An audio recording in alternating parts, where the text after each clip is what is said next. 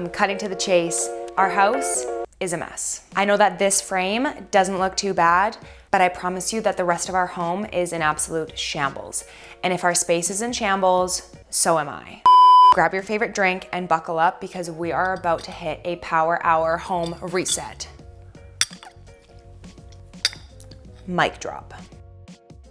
As with anything in life, to help keep me organized, I'm gonna make a checklist. Something that helps motivate me throughout this power hour is writing down very small and specific tasks because it makes me feel so much more successful and so much more driven to complete the rest of my list. So for example, I know that upstairs, I want to strip our bedding, strip the guest bedroom's bedding, tidy our nightstands, organize our laundry, start laundry, clean the main bathroom as well as our guest bathroom. 3 hours later. And then eventually I will also vacuum the entire space. With our checklist ready to go and a fire playlist on lock, we are ready to get this power hour started.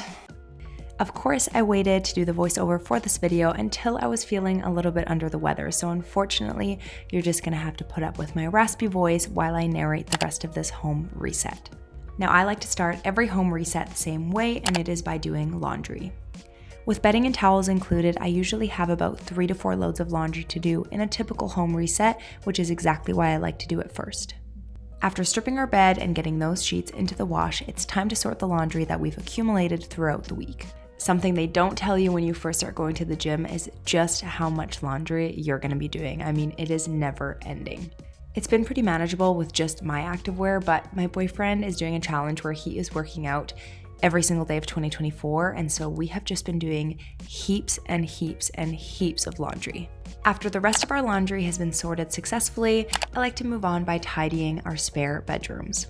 Even though we've lived here for over a year, we rarely use these bedrooms, which is why they're still so bare. And now, since it has been a year and we are renting, we've found ourselves in this awkward stage of limbo where we don't really want to accumulate a bunch of new pieces that may not be very easily transferable into a new home. There isn't a whole lot going on in those spaces, and so it usually only takes me a couple of minutes to tidy the spare rooms before doing the same in our bedroom.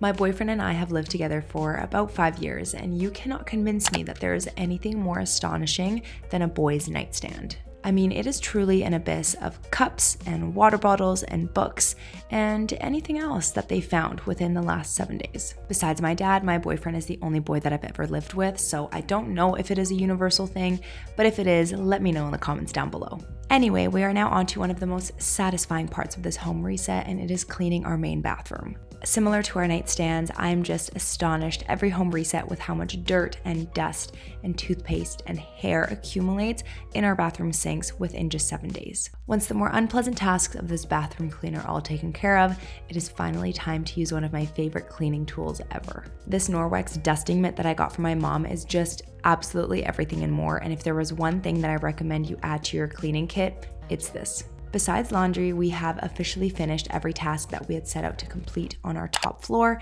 which means that we can finally move on to tidying up our main living space. You know, you've officially entered adulthood when you get excited about garbage bags. When I was little, I might have been excited by candy or clothes or a new pair of shoes, but now it's all about the garbage bags. There's just something about the drawstring garbage bags that hits a little bit different. If you know, you know. I had the same thought process and realization this Christmas when my parents gifted my boyfriend and I our very own vacuum. We've been using a mini handheld vacuum since our first year of university.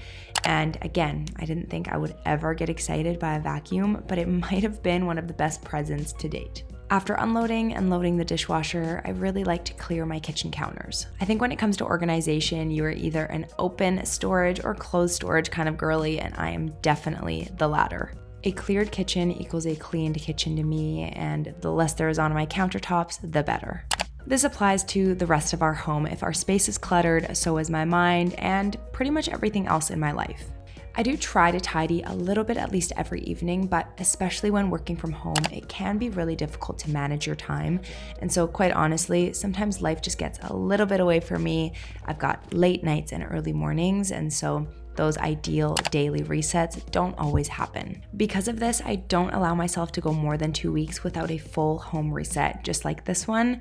Otherwise, I literally cannot function, which is probably a sign of slight OCD, but I don't think caring about the cleanliness of your home is a bad thing, so we're just gonna roll with it. Although I've shared what cleaning products I use in previous videos, I wanted to quickly chat about what to look for in an all-purpose cleaner. Shockingly, many store-bought cleaners contain hormone-disrupting and petroleum-derived ingredients, which is absolutely insane.